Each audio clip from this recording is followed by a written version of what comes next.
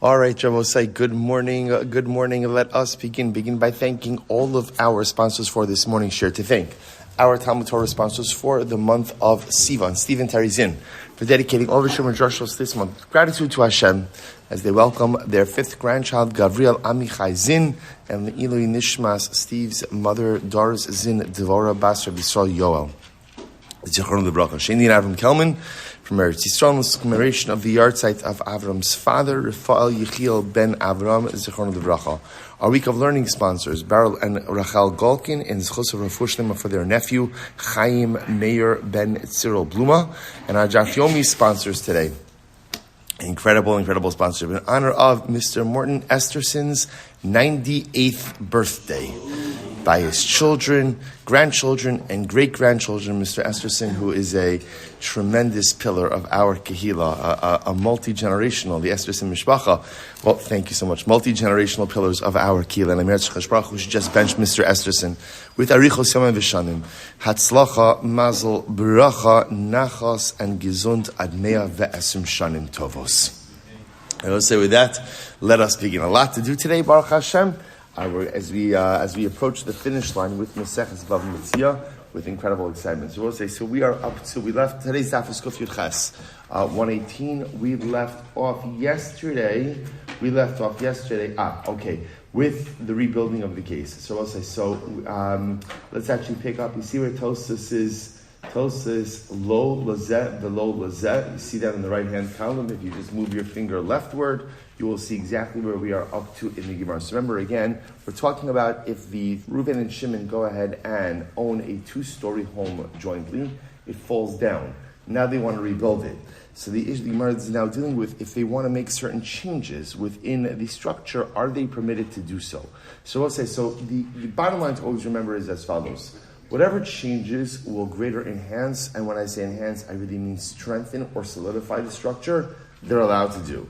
Anything that ultimately, again, could erode the structural integrity or weaken the structure, they're not allowed to do. That's pretty much the principle. Here's the application. So let's go back. So the Gemara says as follows. So I believe we left off with bricks. So the Gemara says, so let's say again, we're right now the lower story. We'll call Reuven the lower story guy. Reuven wants to go ahead and change the ceiling slash the floor to the second story. He wants to go ahead and it was using sycamore wood. He wants to now use cedar wood. Shomelo. Cedar wood apparently is stronger than sycamore. Bishkamim ain't shomelo. If he wants to switch it to sycamore, we don't listen to him. Lema'id bechalonos shomelo. This is interesting. Let's say Reuven wants to rebuild the lower story and he wants to rebuild it with fewer windows. So the halacha is we listen to him. We'll say the idea is obviously if there's a window, it means the wall's not solid. The less solid part of the wall, the less strength the wall has. Therefore, by definition, the less windows, the stronger the wall. So if Reuven wants to go ahead and diminish the number of windows, Shomelo, laharbos bechalonos in Shomelo. Reuven decides, you know what, I really want more natural light, I want to add more windows, we do not listen to him. Lagbia in Shomelo, if he wants to make the ceiling higher, if he wants to make the structure higher, we do not listen to him. Lema'id Shomelo, if he wants to make it lower, we listen to him. So up until now, this has all been speaking about Reuven, when rebuilding the first floor, wants to go and make certain changes. What about Elyon Shabal Shanos? What about now Shimon? So now we'll say Reuven rebuilt his first story. Shimon now wants to rebuild the second story. And Shimon also wants to make some changes. What type of changes? Elyon Shabal Shanos begazis, Shomelo, Bigvil in Shomelo. So we'll say, remember again, a lot of these things are going to be just the opposite in the second story. So for example, if let's say now Shimon, the second story guy, wants to use unhewn stone instead of hewn stone, he's not allowed to do that. Now why not? Now remember again, just to contrast it, Reuven, when he was rebuilding, if he wanted to switch to unhewn stone from hewn stone, it was mutter. Why was it mutter? Unhewn stone is thicker, therefore the wall is more solid. That works fine on the first floor. The problem is, if you do that on the upper floor, what happens? It's more weight-bearing on the lower part of the structure, and therefore, again, could potentially erode the integrity. So you're not allowed to do that. B'kfisin in shomelo, b'levinim shomelo. If he wants to switch to split bricks, half bricks, so we don't let him do that, because remember, again, a half brick wall was 2 half bricks side by side with mortar in the middle. That would be thicker, therefore heavier. You can't do it. However, Bilaveinim Shomalo. But if he wants these switch to regular bricks, we listen to him, making the wall lighter. Ba'arozim in Shomalo, B'shikma Shomalo. If he wants to switch to cedar wood for the upper story, we don't listen to him. Again, that's heavier. If he wants to go to switch to sycamore wood, we listen to him. L'rabos b'chalono Shomalo. Let's say again, Shimon wants to add more windows. We listen to him, right? Because at the end of the day, again, adding more windows will lighten the load on the lower structure. L'mai b'chalonos in Shomalo. But let's say Shimon wants to decrease the number of windows in his structure. We do not listen to him. Lagbia in Shomalo. If he wants to make his portion, his upper story taller, we don't listen to him. Lema'id Shomalo. Wants to make it shorter, we listen to him. So we'll say, so again, the principle itself is a very simple one. So once again, when rebuilding, either party could change as long as the change has no detrimental effect on the integrity of the structure. If it does, then it is not permitted. Incredible. Ein lo lazet velo lazet mai. So we'll say this is a very interesting case over here. Let's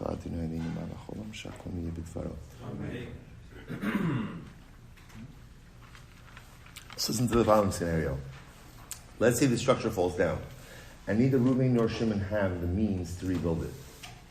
They don't have the money. In lo lazet velo lazet mai. What's the halacha? So Tanya, in lo lazet velo lazet, in lo l'ba'al liyapayim.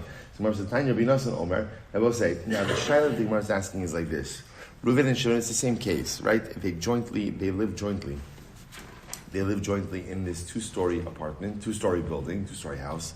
Now, again, they want to go ahead and it falls down. Neither has the ability to rebuild it. Now look at Rashi.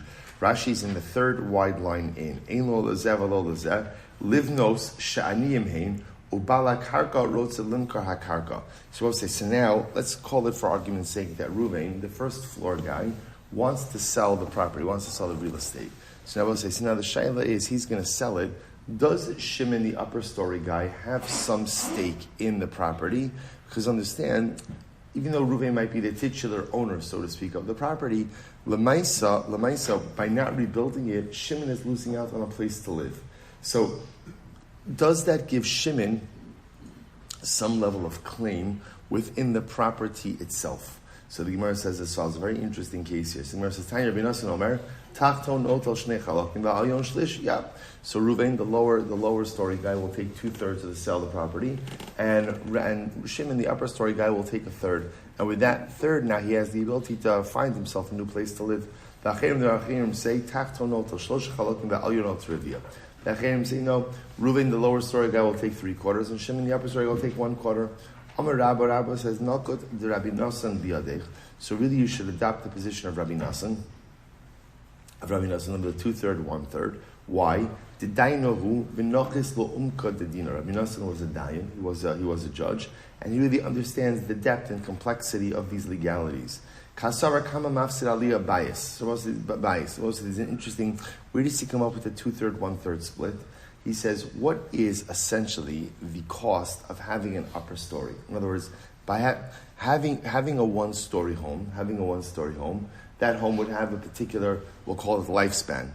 Now when you put a second story on that home, so apparently again that diminishes the use of the first story, just because I guess of the ongoing weight and pressure. So how much does it cut, so to speak, the shelf life of the first story by having a second story? So the Gemara says, Tilsa, interesting, by 1/3. Obviously, again, also I guess reflective of whatever construction they were using.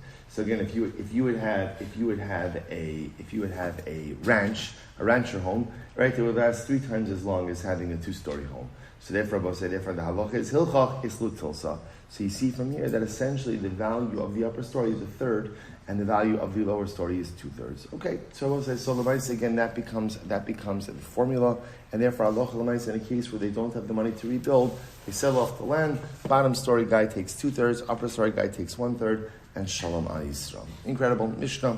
Dechein Beis Habad Shehu Banoi B'Sela. We'll say another very interesting case over here. So imagine the following scenario. You have a Beis Habad is an olive press. So you have an olive press that was carved out into a hill, into a mountain, essentially. Now, so the olive press, imagine for a moment, is on the side of the hill, or mountain, whatever, side of the hill, and on top of it is a field. And the field is used for planting. Okay. Now I'll say, now what happened? So the Gemara says, "V'chein beis habatshu banoi b'sava." So therefore, again, I have the olive press itself that is built into the side of the hill. V'gina achas al gabav, and there is a garden, there is a field on top of it. V'nifchas. Now, what ends up happening? The ceiling of the olive press caves in, and as a result, there's a gaping hole in the field. So this is similar. This is very similar to the case that we just had before. About again, Reuven and Shimon. Reuven living on the lower story, Shimon living on the upper story, and then the ceiling / floor between the two stories caves in. So in this case over here, the ceiling of the olive press caves in, and now there's a hole in the field. So what's the halacha? So I'll just point out over here. It's interesting. Rashi, look at Rashi, Beis Habad, it's 4 hands up from the bottom. Rashi says, Bayis Latzar Zesim, Vigina Achas Agabo, Shechakak Adam Besela Tachtach, Yigon Kipa, Vahaya Ginasol Mala, Ubeis Bado Milamato, Kishemes Notlo Banav Ze Beis Habad, Vize Gina. So it's interesting the way Rashi points this out. Rashi sets up this case as, we'll call the guy Yaakov, right? So Yaakov owned a mountain. So Yaakov decided to go ahead and bore out a olive press in the side of his mountain, underneath his field, underneath his garden, right? And then he died, and his sons Reuven and Shimon, Reuven inherits the olive press, and Shimon inherits the field. Now it's interesting, why is Rashi setting this up as a case of Yerusha? Right? Why is he setting it up as a case of inheritance? It could be, the reason why Rashi is doing that is because, I don't know, it could be that normally it would be usher to do something like this. In other words, that, let's say again, if Reuven, right, if Reuven owns the side of the mountain and Shimon owns the top of the mountain and Shimon has a field there, it could very well be that it would be prohibited for Reuven to go ahead and dig underneath the field and create the base of and create an olive press. So that's why Rashi sets it up that it was all owned by one person. If it's all owned by one person, Yaakov could do whatever he wants. Now Yaakov dies, his sons inherit the press and the field, and now again, over time, the ceiling of the press collapses, causing a gaping hole in the field. Okay, so what's the halacha? Back to the Mishnah. So the Gemara says, "Hari balagina yorid v'zoreh lamata ad sheyaseh lebeis bado kipin." So what's the halacha? The owner of the field, in this case, we'll call him Shimon. Shimon has a right to essentially go ahead and use the earth of the press to go ahead and plant. So in other words, since now there's a hole in the field, so essentially what's the halacha? Shimon, the owner of the field, could go downstairs. Right? This is similar to the halacha we saw. What did we see before? Right? Reuven's living on the lower story, Shimon's living on the upper story.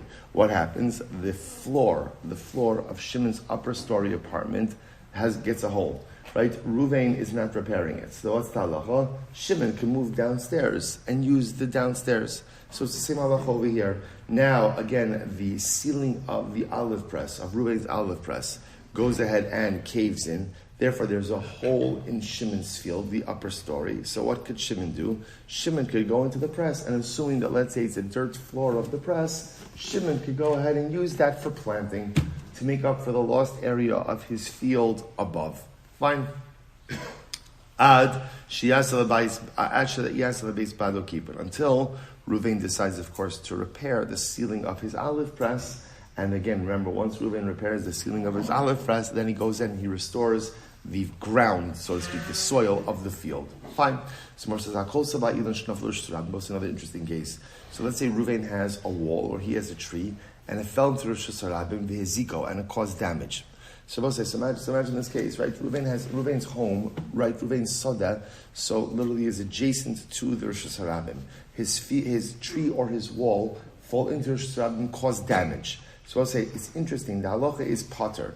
Now, why is he potter? Because Rashi says over here he's an anus. It's an extenuating circumstance. What should he have done? In other words, we're assuming over here that this is not a case of negligence, not a case where, remember he planted within his field. The wall fell down. It wasn't a rickety wall, but the wall fell down, or the tree fell down. So Lamai said this is a case of ones. Therefore, he's not chayiv for any damages that occurs. Now, the Gemara says, now what happens? So we'll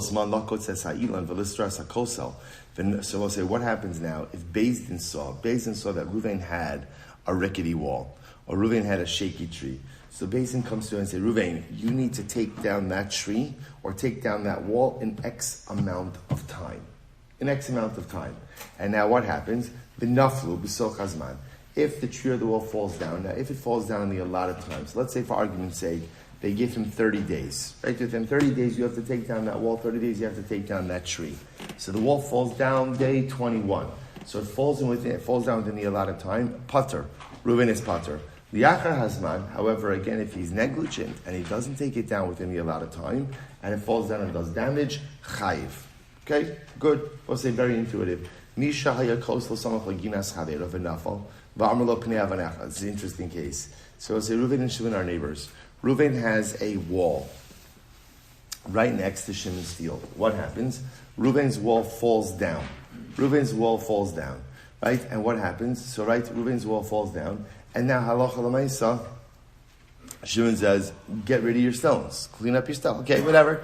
Got it. Accidents happen. Clean up your stones. V'nafal. V'amar lo panei avanecha. V'amar lo. So Reuven says, listen to Reuven says, Kuf Yud Chesem Alf 119a. Higiyucha. Supposed to listen to this. So Reuven says to Shimon, you know what? The stones are yours. I'm mafkir them. Happy birthday, right? These are now your stones. Higiyucha. Rashi says, Him shalcha. Upnei osan la'atzmecha. So again, so Reuven says to Shimon, they're your stones now. You take it, you clean it up. So what's the halacha? In shomelo. So we'll say, so we do not listen to Reuven. Now obviously, if Shimon wants the stones, and Shimon says shkoyach, so great, fantastic. But assuming that Shimon does not want the stones, so again, essentially, say you can't force a gift on someone. That's the chap over here, right? You can't force a gift as much as, right, Reuven is in this magnanimous gesture of giving his stones to Shimon. So we'll say, by the way, could be worth money. In other words, you shouldn't downplay it. It's worth something. But Lamais, again, if Shimon doesn't want it, Reuven cannot foist it upon him. However, we'll say, watch this. Mishakib alav amrlo helach etzitziyas chavani etal ashali in shomalo. So scenario one, right? So here's the case, right? Reuven and Shimon are neighbors. Reuven's wall falls into Shimon's property. Shimon says, Reuven, clean up your stones. So Reuven says, you know what? It's my gift to you. They're yours. So if Shimon doesn't want it, then Reuven can't foist the gift upon him, and Reuven is obligated to clean up the debris. What happens if Shimon says, okay, I'll take it. Shimon goes ahead, cleans up the stones, takes the stones. Now Reuven comes back and says, you know what? I changed my mind. I'm happy to go ahead and pay you the expenses for cleaning up the debris, but I'd like my stones back. What's the halacha? In shomelo. We don't have to listen to Reuven. Once you give it to Shimon, you give it to him, nothing to talk about. Next. So I hire a worker to gather my straw. And what happens? My worker comes along and he says, okay, pay me. And I say to the worker, you know what? Take straw as your form of payment. I don't want to pay you. I don't want to pay you money, but I'm going to pay you. But instead of paying you money, take straw as your payment. What's the halacha? Ain't shomen lo. So ultimately, again, the worker does not have to go ahead and listen to me, and the worker could demand cash. Now, I will say this is a very novel ruling. Why is it novel? Look at Rashi. In shomen lo, afal gav de bechol duchti islei shave kesef kekesef hachid gabi poel bal talent scharoksiv. So this is very interesting. Even though normally we say shava kesef in halacha, we look at an item of value like money. A worker is different. So this actually goes back to what we learned before. Since by a worker, the Torah goes out of its way to say, do not withhold his wage, right? And bepashtos, again, wage means money. So you see from here that a worker is really entitled to cash. Now again, if the worker wants to accept straw, that's fine, but he cannot be compelled to accept anything other than cash for payment. So therefore, again, I tell him to take straw. If he doesn't want it, I can't force him. So we'll say, what happens? Let's say again, worker, take straw. Worker says, okay. He takes straw. And then afterwards, I say to him, you know what, I changed my mind. I'd like my straw. And I want to, right, maybe straw appreciates. And I tell him, you know what, I'm going to pay you your wage and give me back my straw. What's the halacha? So ultimately, again, the worker does not have to listen to me, and he is permitted to keep the straw. All right, so we'll say, so lots to unpack over here. Nifchasa. So we'll say, remember again, first case in the Mishnah, Reuven has an olive press carved into the side of the mountain. Shimon has a field on top. The ceiling of the olive press gives in. Now there's a gaping hole in the field. So what's the halacha? The halacha is that Shimon, the field owner, is allowed to go and plant on the floor of the olive press.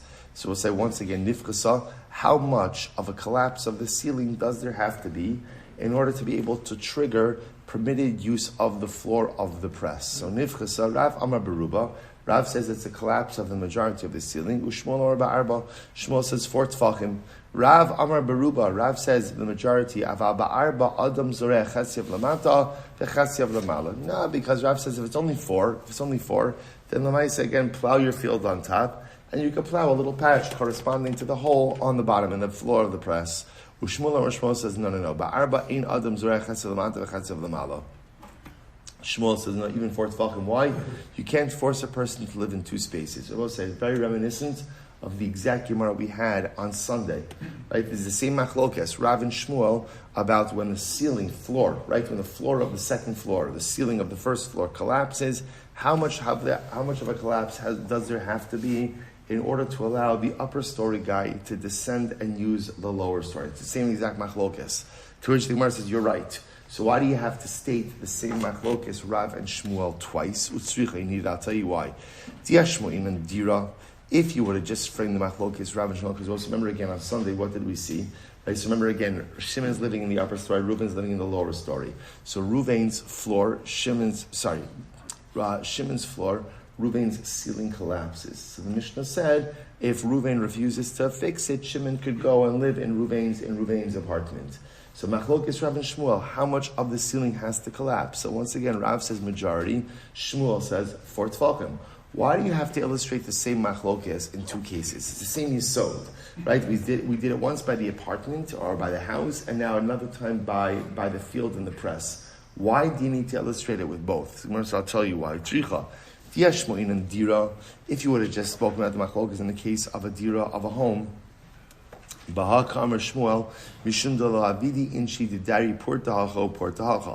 both in the case of an apartment, I would say, you know what, it's not normal for a person to live in 2 spaces. Right? To live a little bit here, a little there. It doesn't make sense. A person doesn't live a little bit in the upper story, a little bit in the lower story. The Metzia person has their domicile in one space. But in the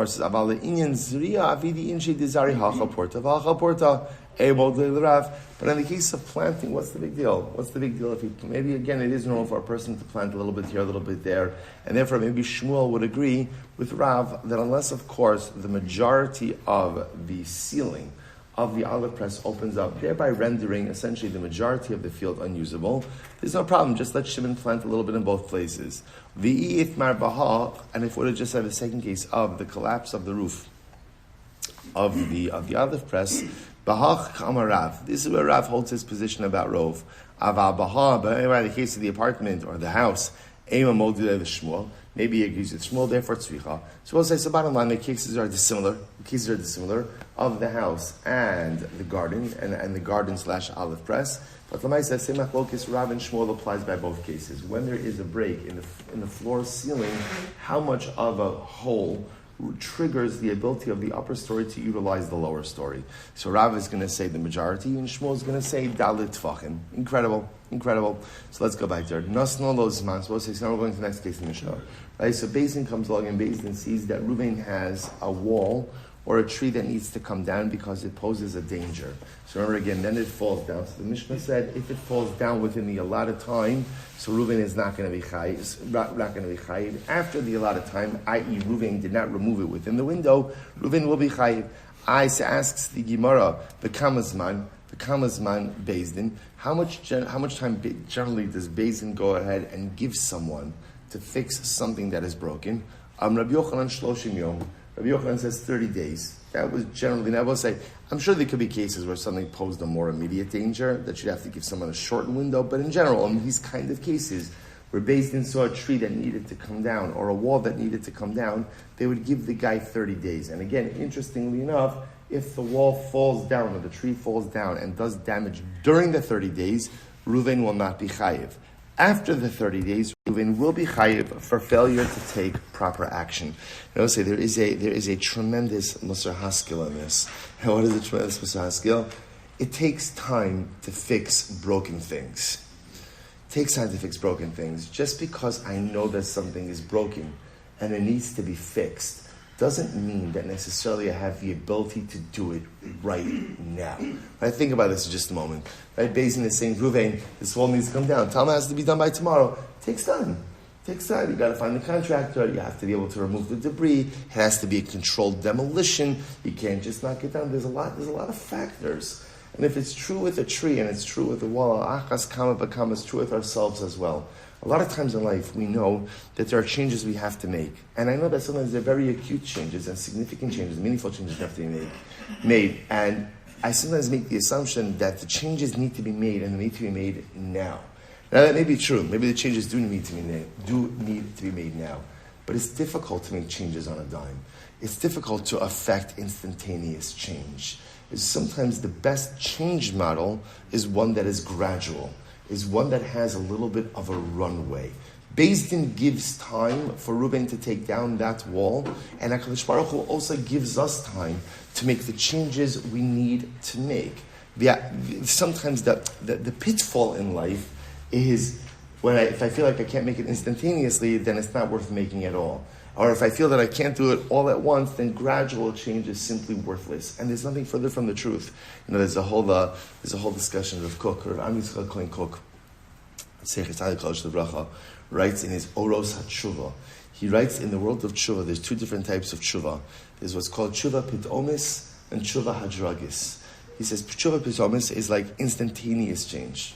Person just like instantaneously changed. And tshuva hadragis, like dargo. Then there's gradual change. So Kook has a whole discussion about which one is considered to be a higher level of change. So that's not our topic for today. But for myself, just understand that there are these different change models, and tshuva hadragis it would appear the most sustainable level of change. Change takes time. Just because you can't turn it around instantaneously, one should not have yeyosh that the change can't occur. Change takes time. Beis Din gives Reuven time to take down his tree, to take down his wall, and HaKadosh Baruch Hu gives us time to affect the changes we need to affect. But there has to be a plan for change in place. There has to be a runway. There has to be an understanding of how I'm getting myself from point A to point B. Because like most things in life, without the plan, the change is not going to occur. Incredible. Let's go back there. Mishahaya Koslo. So the Gemara says, Hamidik Tani Seifa. So remember again, then we come to the last part of the Mishnah. The last part of the Mishnah was remember again, Reuven has a wall next to Shimon's field. Reuven's wall falls into Shimon's field, and what happens? Reuven says, Mazel Tov, the debris is yours. The debris is yours. Remember again, Shimon says, first case of Mishnah, Shimon says, no thank you. So Reuven can't foist the gift upon Shimon. Therefore, Reuven is obligated to go ahead and clean up the debris. So the Gemara says, Hamidik Tani Seifa. Now, in case number 2 in the Mishnah, was that Shimon says, okay, I'll take it. And then again, a week later, Reuven comes back and says, by the way, I changed my mind, I want my stones back. Here's your expenses for debris clearing, and give me back my stones. So what's talacha? Shimon need not listen to Reuven. So here we go. So I'll say, since in the second case, Reuven comes back and he says, I want my stones back. Here is the expenses, right, for debris clearing. Michlal depaninu askina. So as you're talking about a case where the debris was already cleared. The Gemara says, Taima depaninu. Now the reason why Reuven can't get back his stones is because Shimon already cleared the debris. So the Gemara says, Halo paninu lo. Now it sounds like if Shimon did not get clear of the debris, that Reuven maybe would have the ability to go ahead and take back his stones. The Gemara says, Amai, but why is that? V'tikna lo sadeu. Shouldn't Shimon's field automatically acquire his property should automatically acquire the debris al tzkinyin chatzer? Rabbi Yossi bar Rabbi Chanina chatzer shal adam kona la shalom idaito. Remember again, your chatzer could acquire stuff for you even without your knowledge. So which the Gemara says, so both say even without clear. So the Gemara is inferring over here that when does Shimon acquire the debris? When does he acquire it? When he clears it. His act of clearing it shows that he's willing to accept it. But why? Why should it take the clearing? Once the debris falls into his chatzar, then Shimon should acquire it as king in chatzar. Shimon says, no. Hani, it's true. While it's true that yes, your chatzar could acquire for you. That's only when the owner of the property has in mind to convey ownership to you. So they will say over here, when the wall first falls and the debris is sitting in Shimon's field, and Reuven says, you keep it, right? The assumption we have at first glance is what? Is that Reuven doesn't really have in mind to do this. Rather, what is Reuven doing? Reuven is just simply trying to get out of the obligation to clean it up. it's only once Shimon actually goes in and cleans up the debris and takes it for himself, and Reuven doesn't object to that it's clear that Reuven had in mind to go ahead and convey ownership of the debris. Incredible. Let's go weiter. So I'll say then there was another case in the Mishnah. What was the second, or next case in the Mishnah? I hire a worker to clear straw, to cut straw, and now it's time for payment. He comes to payment. I tell him, keep straw for payment. What's the halacha? I can't do that. I can't do that. In other words, I can't force him to do that. But rather, if he prefers cash, I have to give him cash. So I'll say, so B'Pashtos, this is the same case. In other words, the straw case is the same thing as the fallen wall case. Right? What's the theme of the Mishnah? You can't force someone to do something. In other words, in the case of the Mishnah, Reuven's wall falls into Shimon's garden, so Reuven can't force Shimon to go ahead and accept the stones, right, if he doesn't want them. In the case of the worker, I can't force my worker to accept straw as a form of payment. So the Gemara says, I don't understand why I need both cases. Utsricha, you need both cases. I'll tell you why. If you would have just said in the case of the wall, in the case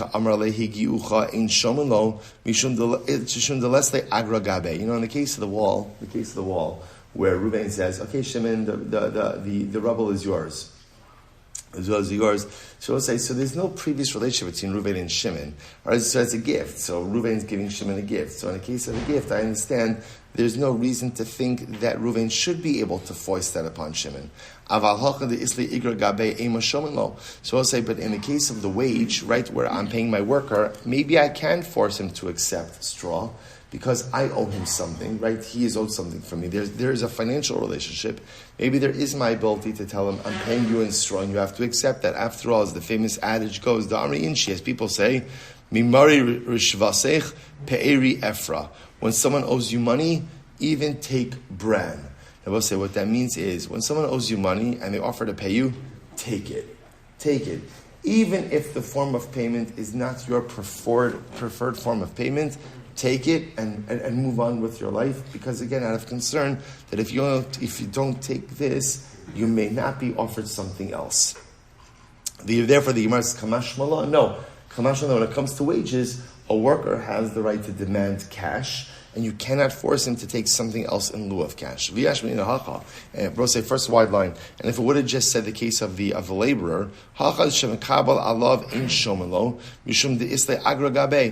say, so again, so Lamaisa, I would have thought in the case of the straw, maybe even when the worker says, fine, I'll take straw, he doesn't really mean it, and he could then go ahead and turn and change his mind, right? Or the employer could also change his mind because there's a wage that's there. But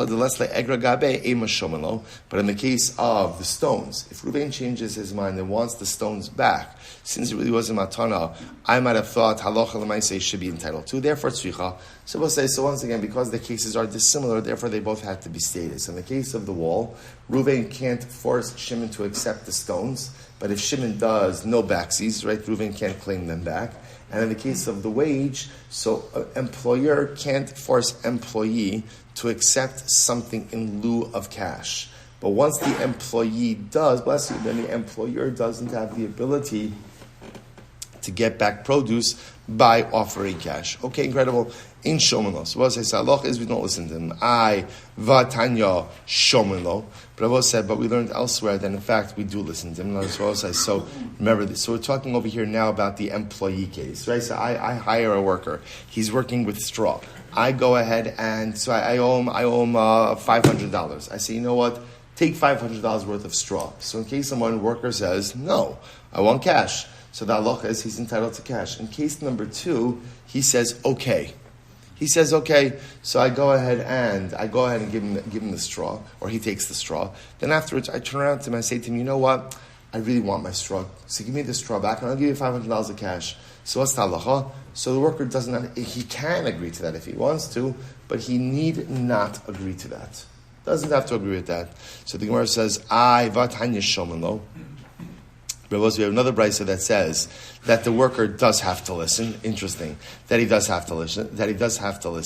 And halacha l'maisa, he has to go ahead and the worker has to accept the money and I can get back my straw. So the Gemara says, Amrav Nachman lo kashya, kan b'shlo chavero. Two different cases. So ultimately, one is talking about a case where the worker is working for me, right? So halacha l'maisa again, halacha l'maisa where the worker is working for me.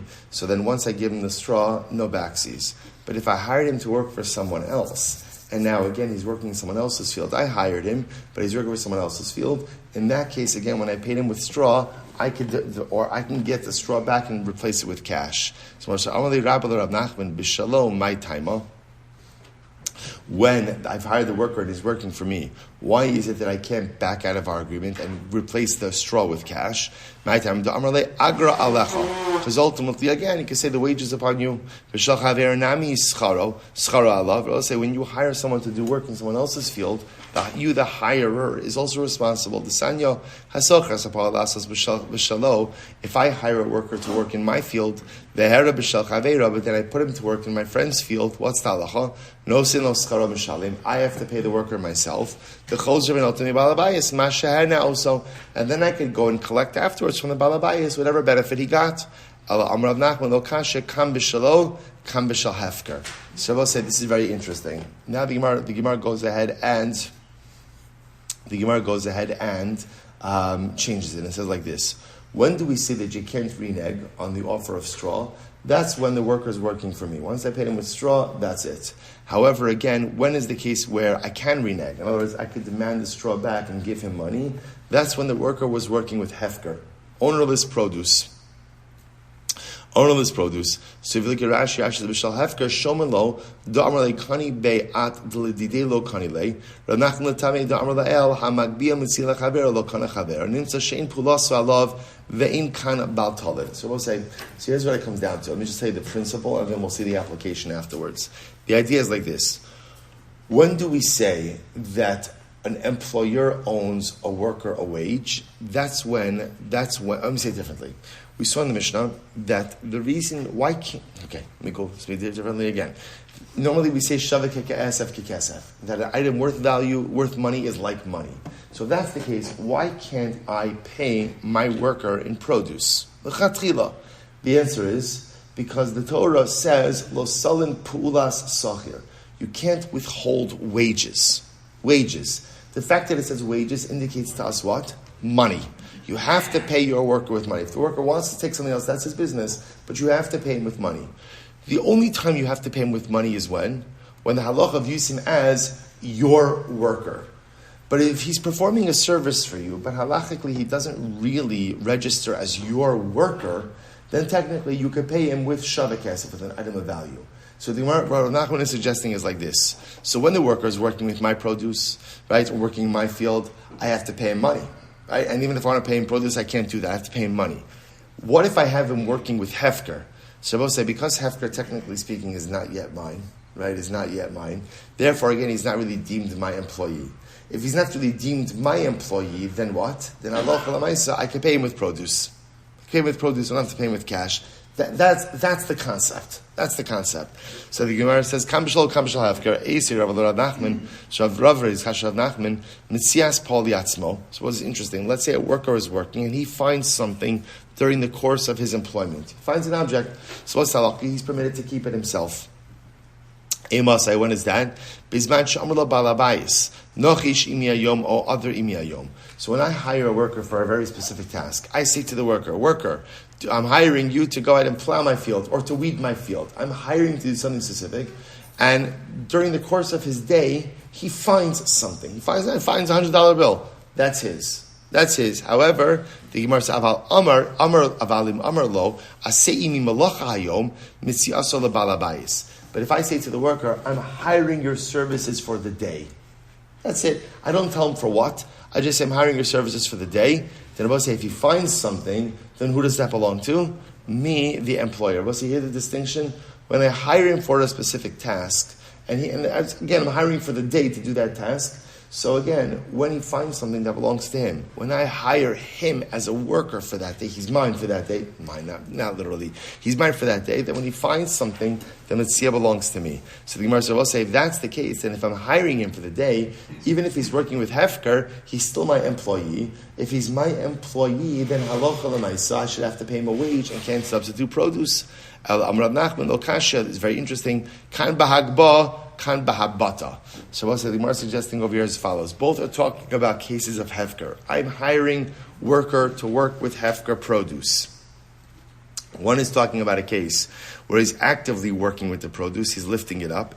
In that case, I have to pay him actual money because through the lifting it up, ultimately, again, it's acquired for me, and therefore it's considered to be my direct employee. Versus the second case where I could technically pay him in produce is where I'm paying him to watch Hefker produce. Literally, again, watch it. In Habata, in the case of watching it, ultimately, again, there is no action. So because there is no action, because there is no hagbah, he's not considered to be my direct employee. Because of that, I could pay his wage even with produce. Amar Rabba says, Habata behefker tonight. By the way, just in general, the concept of looking at hefker as a form of acquisition is in and of itself a machlokes tanoim. So the Gemara says, Disnan shomrei sviche shvius. What's the interesting case over here? So let's say it's a Shemitah year. So I'll say, remember again, even during a Shemitah year, stuff grows by itself. So people who are hired by Beis Din to go ahead and guard Shemitah growth. Now, I remember again, what do I need Shemitah growth for? I do need barley. I need barley for the Karban Omer, and I need wheat for the Shtei HaLechem. I need produce. So Beis Din would hire people to kind of watch over produce that would be needed for sacrificial purposes. So what's the halacha? Nostlin scharan mitrumas halishka. They get their salary from the Beis Hamikdash. Rabbi Yossi says, harotze misnadefu v'shomer chinam. Rabbi Yossi says that's not true. That's not true. Rather, again, Rabbi Yossi, because they're just watching it, so they don't acquire it on behalf of the Beis Hamikdash. So because of that, if Reuven is there, if he's watching it or he acquires it, it becomes his. If he wants to subsequently donate it to the Beis Hamikdash, he has the right to do so. Amr lo ata omer kain. They said, Rabbi Yossi, if you say this, ein ba'in mishal tzibor. Ultimately, again, that means that the crop, the produce that's brought, is not communally owned crop. Rather, again, it's individually owned. And that's the problem, because the Maisa, again, karbanos, these particular karbanos, have to go ahead and come from communally owned items, to which the Gemara says, what are they arguing about? Tanakama Savra Habata Behefker Kani. Tanakama holds that looking at Hefker acquires it. So the Gemara says, V'i yoy vile igra in, v'i lo. So this is very interesting. So this is fascinating. So Tanakama holds that just stand by looking at Hefker with the intention to acquire it, you acquire it. Therefore, again, watch this. If Reuven is looking at, let's say, barley, right? So technically speaking, he acquires it.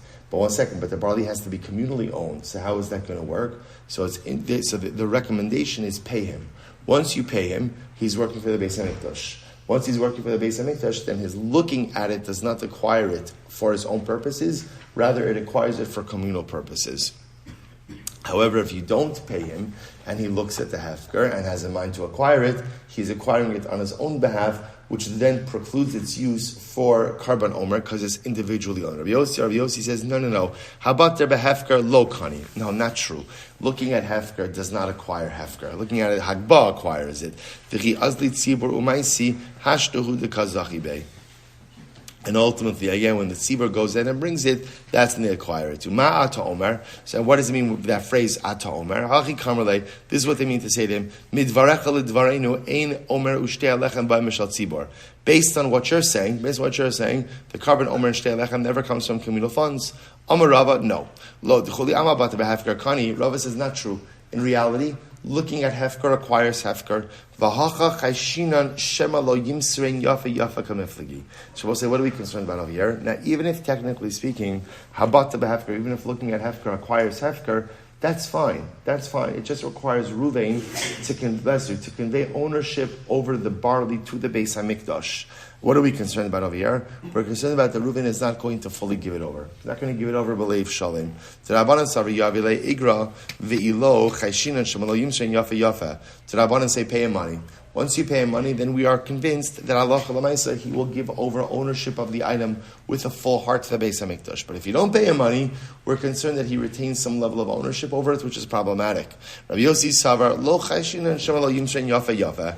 Rabbi Yossi says, no, we're not concerned that he's not going to give it over properly.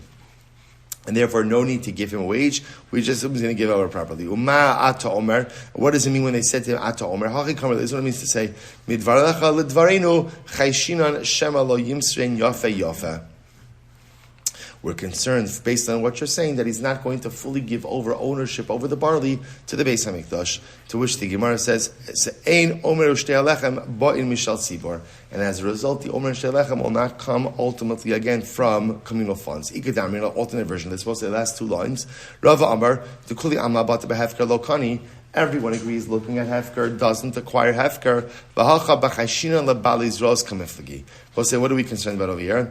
We're concerned that halacha l'maisa, if you don't hire someone to watch over this, people, more aggressive chevra, are going to come and claim this produce for their own. The Tanakama Savar, the Takin Rabban Lamesa of the Arbazuzi Keche de Leshame Bal Yisrael.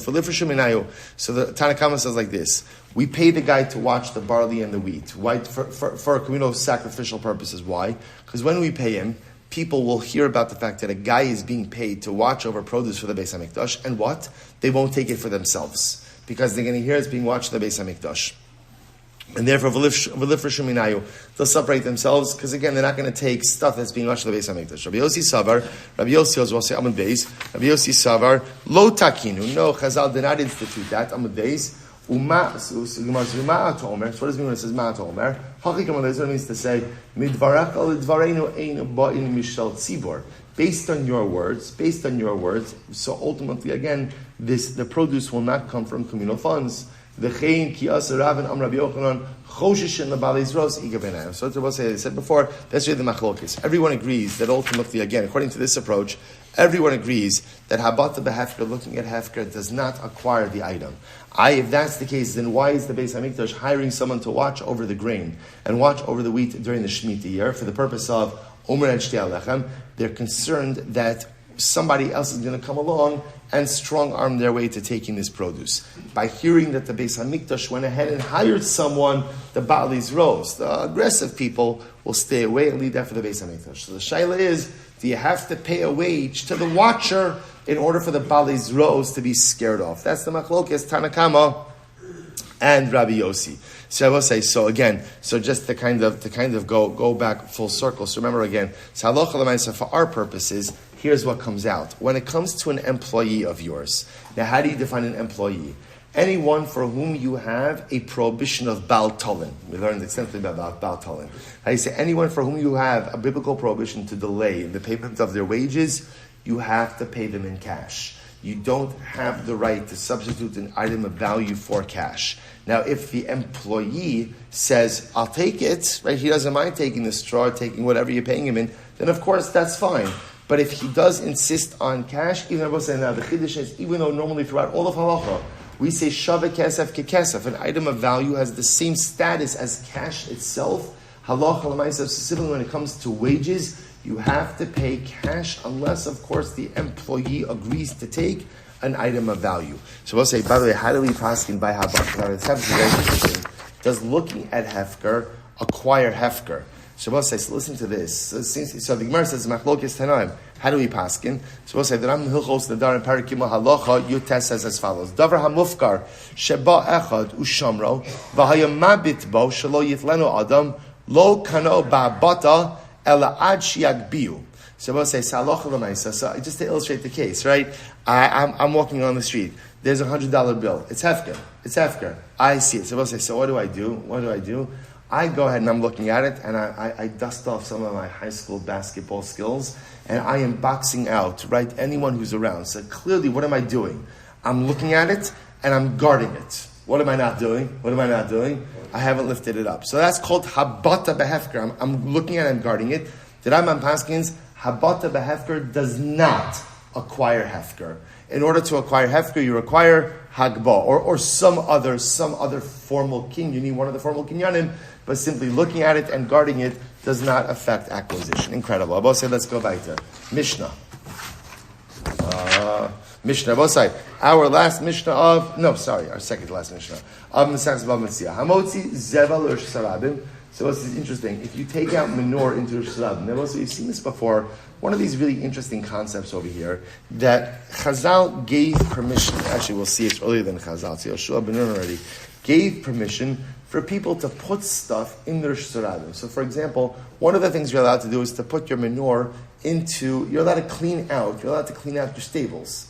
Where do you clean out your stables? Into Rosh Hashanah.